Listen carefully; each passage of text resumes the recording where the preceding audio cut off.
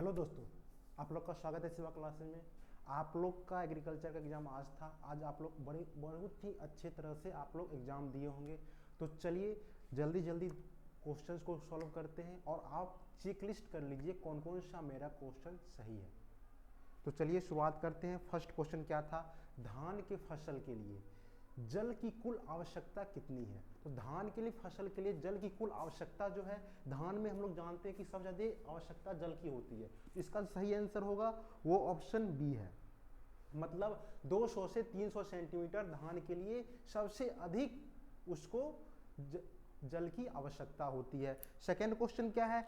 Second question है कि निम्नलिखित में से कौन सा सिंचाई विधि बगीचे के लिए अनुकूल है? तो सिंचाई विधि कौन सा है जो बगीचे के लिए उपलब्ध है, जो बगीचे के लिए सबसे अनुकूल है? इसका सही ऑप्शन है वो बेसिन विधि।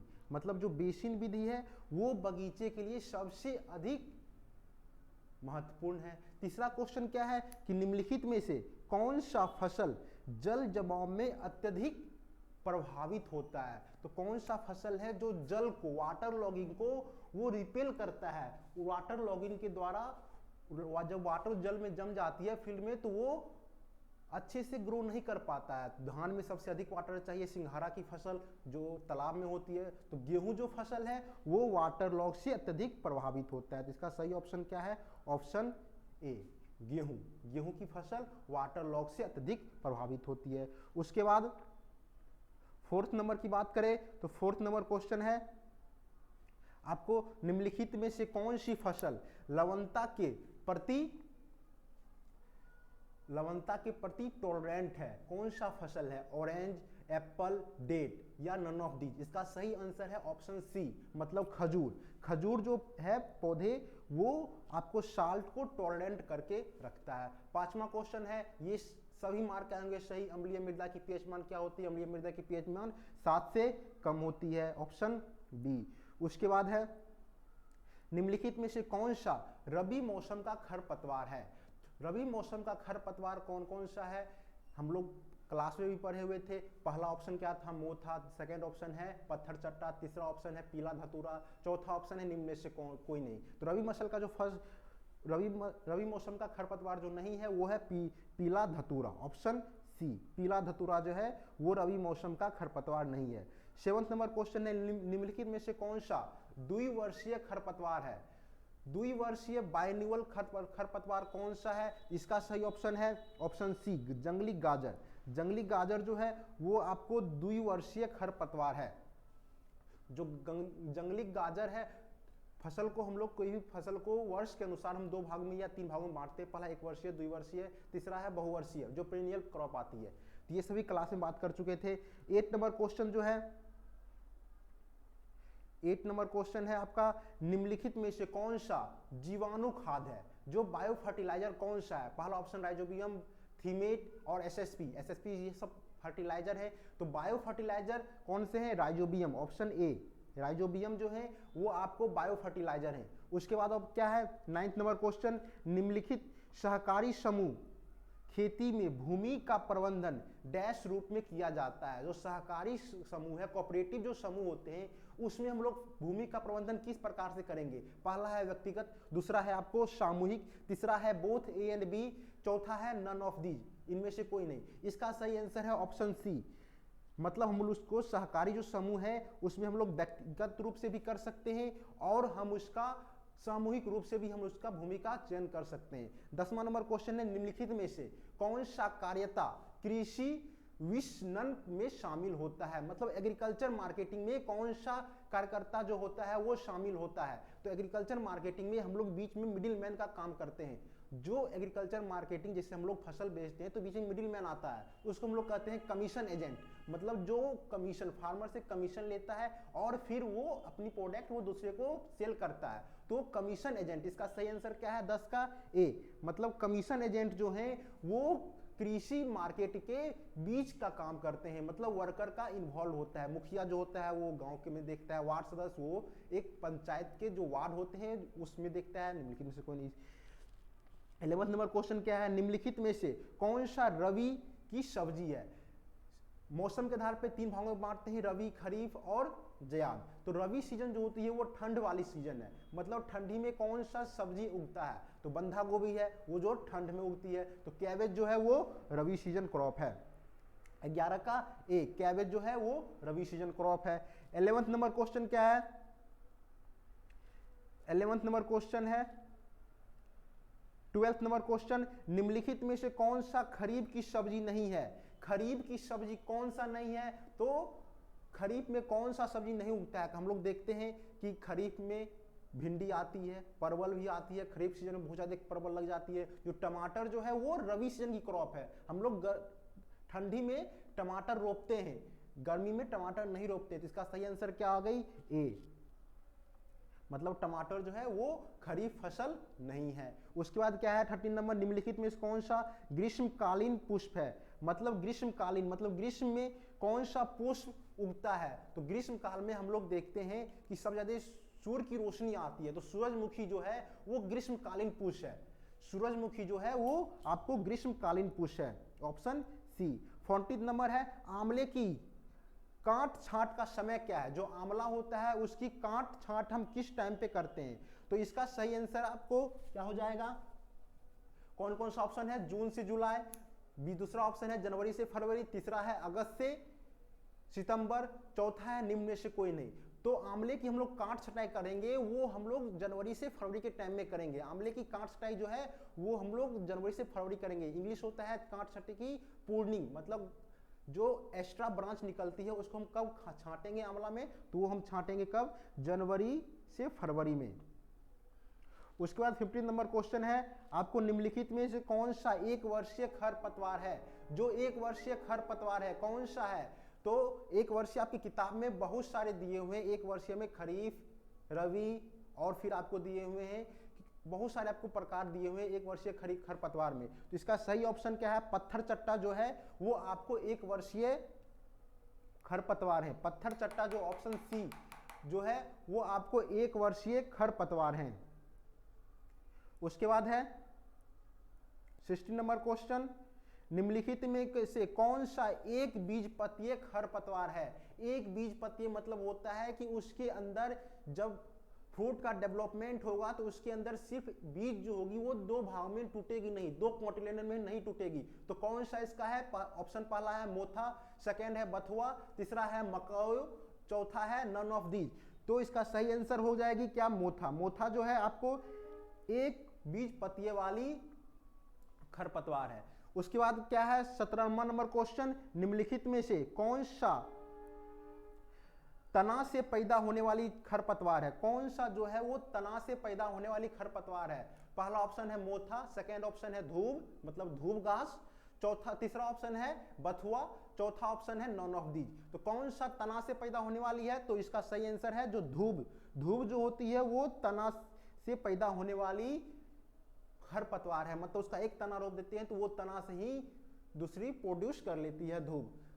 18 नंबर क्वेश्चन क्या है कि निम्नलिखित में से कौन सा जलीय खरपतवार है।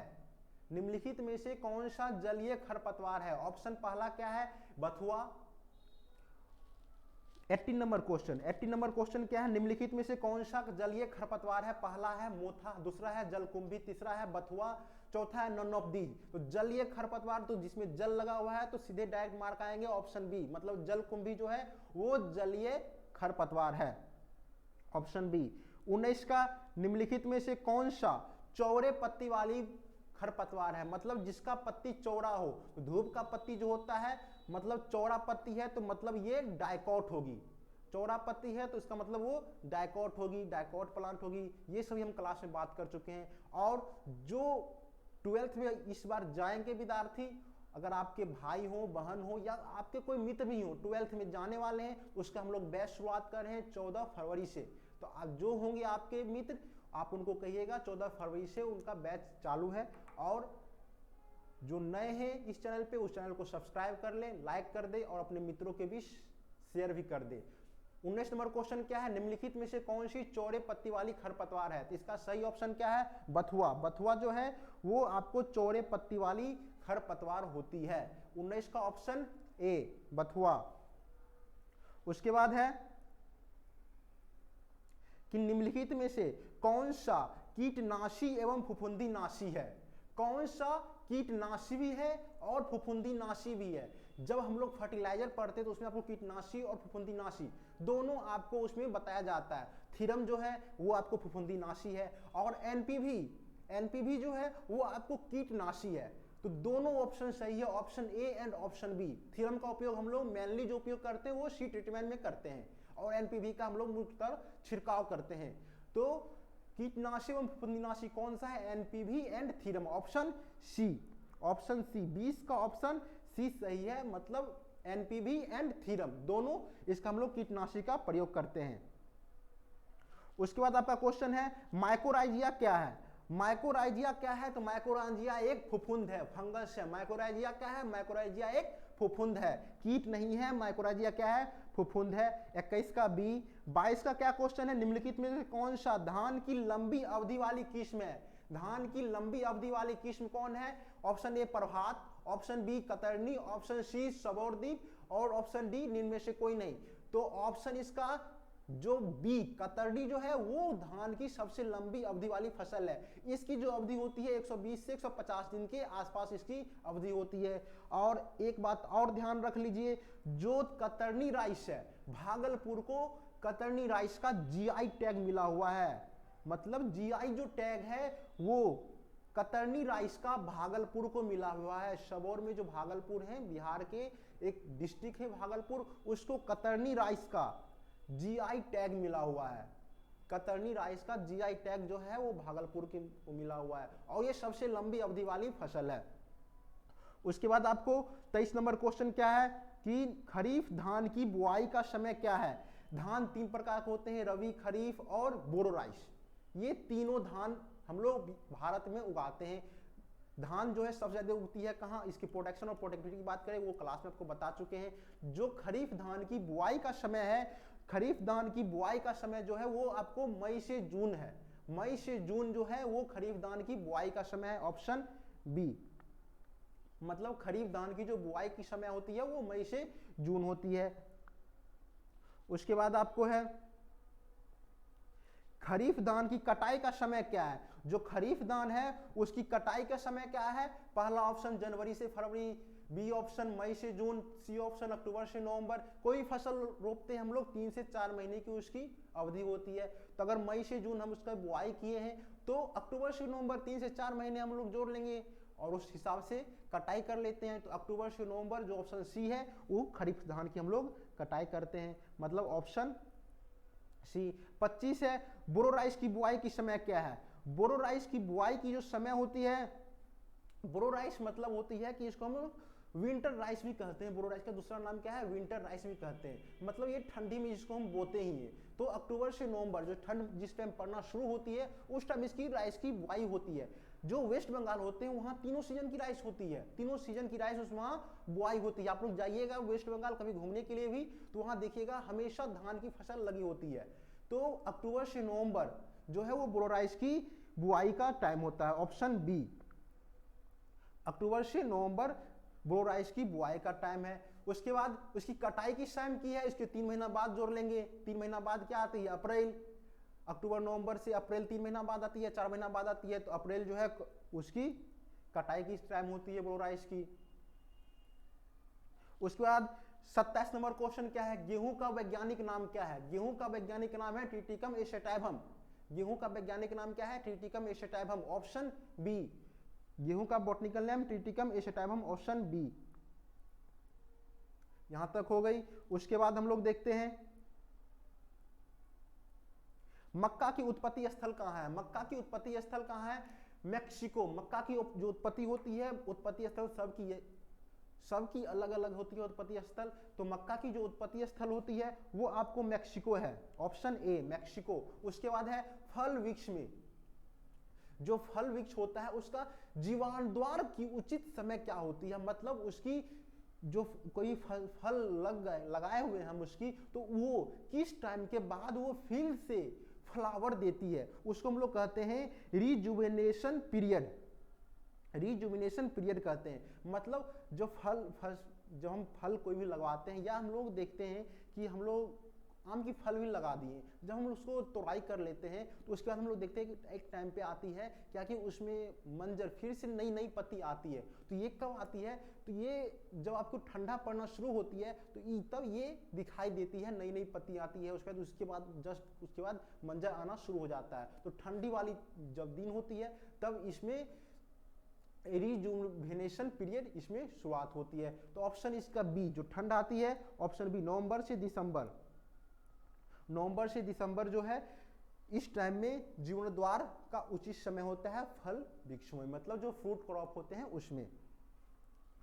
30 नंबर क्वेश्चन, निम्नलिखित में से संतरा की कौन सी किस्म है, संतरा की कौन सी किस्म है निम्नलिखित में से, शाही, अम्रपाली, किन्नो और इनमें से कोई नहीं। शाही लीची होती है, अम्रपाली आम होती है, तो किन्नो जो है वो संतरा की किस्म होती है, ऑप्शन ए। निम्नलिखित में से फलों की रानी, फलों की रानी, फल का राजा, फलों की रानी, फल का राजा आम, फलों की रानी लीची, फलों की रानी क्या है, लीची, ऑप्शन बी,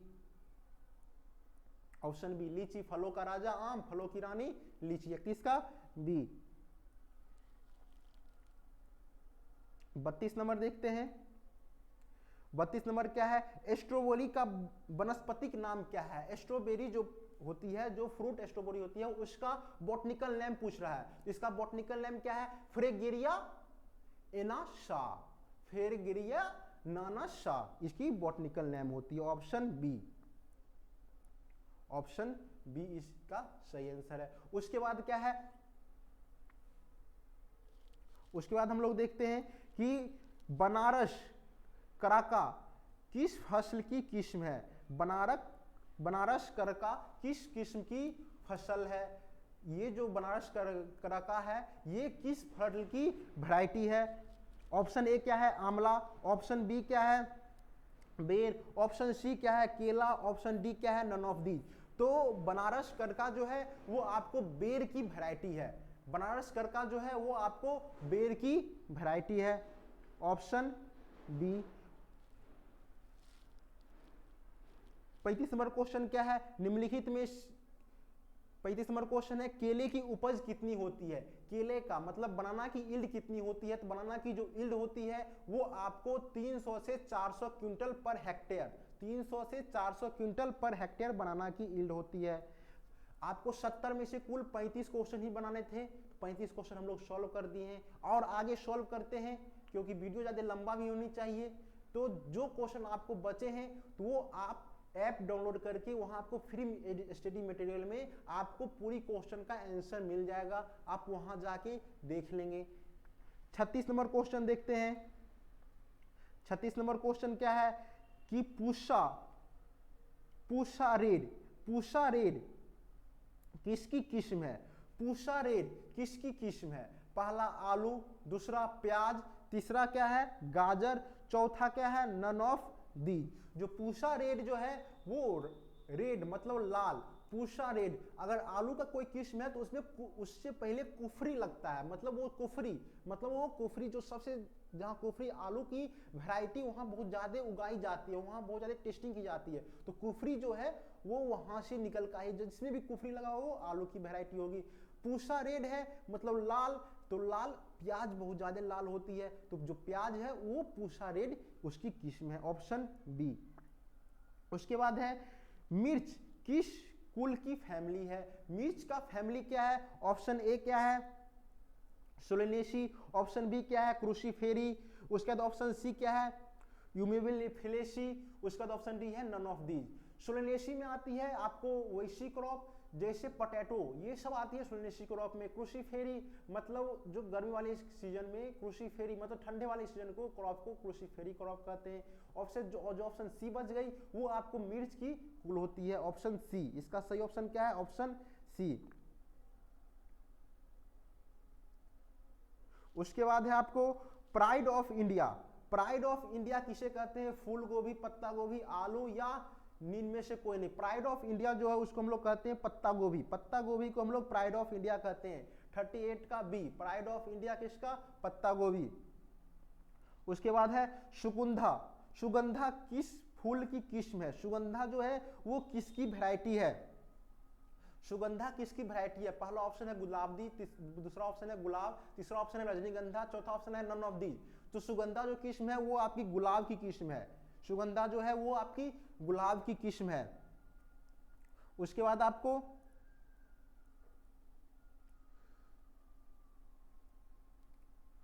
आपको गुलाबदाविदी का शंकर को किस माह में लगाया जाता है? मतलब जो हाइब्रिड जो वैरायटी होते हैं, जो शकर होते हैं, शकर जैसे हम लोग शकर पपीता का हम लोग शकर लगाते हैं, तो वो शकर क्राइजेमेंथियम का किस टाइम उसको हम प्लांटिंग करते हैं? तो पहला ऑप्शन क्या है? जुलाई से अगस्त, दूसरा ऑप्शन है आपको फरवरी से मार्च, तीसरा ऑप्शन है मई से जून, चौथा ऑप्शन है नॉन ऑफ दीज। जो क्राइजेंथम है उसका हम लोग मई से जून में उसकी शक्कर को हम लोग लगाते हैं। तो मई से जून, ऑप्शन सी 40 का ऑप्शन सी जो है वो सही है। मतलब मई से जून में हम क्राइजेंथम का हम लोग शक्कर लगाते हैं। उसके बाद है गुलाब की उत्पत्ति स्थल कहाँ है? गुलाब की उत्पत्ति स्थल कहाँ है? पहला है नॉर्दर्न हेमिस्फीयर, दूसरा है साउथर्न हेमिस्फीयर, तीसरा है ईस्टर्न हेमिस्फीयर, चौथा है नन ऑफ दीज। जो गुलाब की जो उत्पत्ति होती है वो आपको नॉर्दर्न हेमिस्फीयर में होती है, मतलब उत्तरी गोलार्ध में। गुलाब की जो उत्पत्ति स्थल है वो आपको उत्तरी गोलार्ध में है। उसके बाद निम्नलिखित में से कौन सा गुलकंद के लिए उपयुक्त है? निम्नलिखित में से कौन सा गुलकंद के लिए उपयुक्त है? गुलकंद एक स्वीट होती है, उसके लिए कौन सा उपयुक्त है? गेंदा, गुलाबी, क्राइजेंथियम या रोज या नन ऑफ दीज? तो गुलकंद के लिए गेंदा जो होती है वो सबसे अत्यधिक उपलब्ध होती है। नहीं, गुलकंद के लिए जो स्वीट बनाई जाती है गुलकंद के लिए रोज, ऑप्शन सी, रोज जो है वो ज्यादा उपयुक्त होते हैं। ऑप्शन सी 42 का ऑप्शन सी। उसके बाद है गेहूं की बीज दर क्या है? गेहूं की बीज दर क्या है? गेहूं की बीज दर क्या? ऑप्शन पहला है 10, ऑप्शन बी है 25 केजी पर हेक्टेयर, ऑप्शन सी है 125 केजी पर हेक्टेयर, ऑप्शन डी है इनमें से कोई नहीं। गेहूं में सबसे ज्यादा बीज लगती है, 100 से 125 केजी के आसपास बीज लगती है। तो क्योंकि इसमें कोई मेथड नहीं दिया हुआ है, इस मेथड से सोइंग करना है, तो जो ब्रॉडकास्टिंग में बीज लगेगी वही हम लोग मानेंगे। ब्रॉडकास्टिंग अगर हम ड्रिबलिंग से सोइंग करते हैं तो 25 केजी पर हेक्टेयर इसकी बीज दर होती है। तो गेहूं के लिए जो बीज दर है वो 125 केजी पर hectare, option C. Option C जो है वो आपका सही है, 125 केजी पर हेक्टेयर। उसके बाद क्वेश्चन आपका गन्ना की रोपाई का उपयुक्त समय क्या है? गन्ना की रोपाई का उपयुक्त समय क्या है? गन्ना जो है वो आपको 1 साल में बन के तैयार होती है। अगर हम लोग 1 साल में अभी देखिएगा, अभी गन्ना की पेराई शुरू हो जाती है तो 1 साल पहले चले जाते हैं, क्योंकि ये 1 वर्ष की फसल है। मतलब 1 साल में गन्ना की जो पौधा होती है वो तैयार होती है, उससे 1 साल पीछे चले आएंगे। मतलब अभी ठंडी महीना में गन्ना की पेराई शुरू हो जाती है, सभी जगह गन्ना कटने लगती है, तो 1 साल पहले आएंगे तो मतलब अक्टूबर नवंबर में गन्ना की हम लोग ट्रांसप्लांटिंग करते हैं। तो ऑप्शन ए 44 का ऑप्शन ए। उसके बाद आपका है कि निम्नलिखित में से कौन सी गेहूं की किस्म है? गेहूं की किस्म कौन सी है? आपकी ऑप्शन पहला है PBW 373, PHB 71, एराइज 6444 और डी है नन ऑफ दीज। 6444 बहुत ज्यादा वैरायटी पिछले साल रोपी गई है। हाइब्रिड 6444, आयरिज 6444, बहुत सारे किसान इसको रोपे हैं। तो आयरस 6444 जो है वो गेहूं की किस्म है, हाइब्रिड वैरायटी है 6444। तो ये सभी जो वैरायटी होते हैं, कुछ महत्वपूर्ण वैरायटी आपको याद करनी पड़ती है। तो 6444 इसका ऑप्शन सी। 45 गेहूं की किस्म कौन सी है? 6444 जो हाइब्रिड वैरायटी थे, बहुत सारे किसान इसको रोपे हैं। तो ऑप्शन सी आयरिश 6444 की किस्म होती है। उसके बाद आपको है कृषि वर्ष का प्रारंभ क्या होती है? हम पिछले लेक्चर में बता चुके हैं, जब आपको सब्जेक्टिव करवा रहे थे कृषि वर्ष, ये क्वेश्चन अत्यधिक पूछा जाता है। कृषि वर्ष की प्रारंभ कहाँ से होती है? तो कृषि वर्ष जो होती है खरीफ सीजन से शुरू होती है। खरीफ सीजन मई जून, मतलब गर्मी वाले सीजन को हम लोग खरीफ सीजन कहते हैं। तो मई जून, ऑप्शन बी जो होती है वहां से आपको कृषि वर्ष की शुरुआत होती है, मतलब मई जून। उसके बाद आपका है क्वेश्चन निम्नलिखित में से कौन सा इंटरक्रॉपिंग फसल है? मतलब अंतर्वर्तीय फसल है। निम्नलिखित में से कौन सा आपको अंतर्वर्तीय फसल है? मतलब एक क्रॉप लगाएंगे पहला, फिर उसके बाद बीच में दूसरा क्रॉप लगाएंगे। अंतर्वर्तीय फसल है, इंटरक्रॉपिंग फसल है। पहला ऑप्शन है अरहर और मेज, मक्का या अरहर। दूसरा ऑप्शन है अरहर या मूंगफली। तीसरा ऑप्शन है जौ या चना। चौथा ऑप्शन है निम्न में से कोई नहीं। इसका सही ऑप्शन क्या है? ग्राउंडनट एंड अरहर, ऑप्शन बी, अरहर एंड मूंगफली। अरहर और मूंगफली जो है वो आपको अंतर्वर्षीय फसल हैं। उसके बाद आपका क्वेश्चन क्या है कि निम्नलिखित में से कौन सा मिश्रित खेती है? मिश्रित खेती का मतलब होता है कि हम लोग दोनों खेती एक खेत में लगा देते हैं, मतलब उसमें कोई रो अरेंजमेंट नहीं होती है, दोनों का एक साथ सोइंग कर लेते हैं। तो हम लोग अभी देखे होंगे कि आलू और मक्का दोनों एक साथ लगा देते हैं फील्ड में, तो आलू मक्का क्या है? वो मिश्रित खेती का एग्जाम्पल है, आलू मक्का। अगर यही रहता गन्ना एंड पी, गन्ना एंड पी, मटर, गन्ना और मटर, तो ये भी मिश्रित खेती का उदाहरण है। लेकिन यहाँ क्या ऑप्शन है? गन्ना एंड आलू, तो ये मिश्रित खेती में नहीं आती है। Jowar and arhar, jowar, sorghum and arhar, दाल, दलहनीय पौधे, ये कहीं मिश्रित खेती नहीं हो सकती। एक रबी की है, एक खरीफ की है, तो ये भी मिश्रित खेती नहीं है। मक्का एंड आलू, मक्का रबी की फसल, आलू भी रबी की फसल, तो दोनों आपको रबी की फसल, तो मक्का एंड आलू, ऑप्शन ए इसका सही है। उसके बाद है निम्नलिखित में से कौन सा बहुमंजिले फसल है? बहुमंजिले का इंग्लिश होता है मल्टी स्ट्रैंड, मतलब एक पौधा ऊंचा, उसके नीचे दूसरा पौधा। तो निम्नलिखित से कौन सा है? अरहर मूंगफली, दूसरा है ज्वार अरहर, तीसरा है चना तीसी, चौथा है नन ऑफ दीज।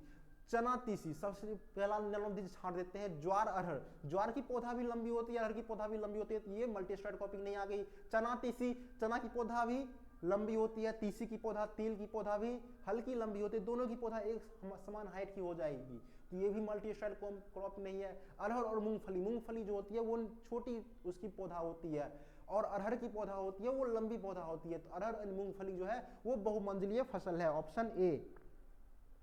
50 है गुलाब लगाने का सर्वोत्तम समय क्या है? गुलाब लगाने का सर्वोत्तम समय क्या है?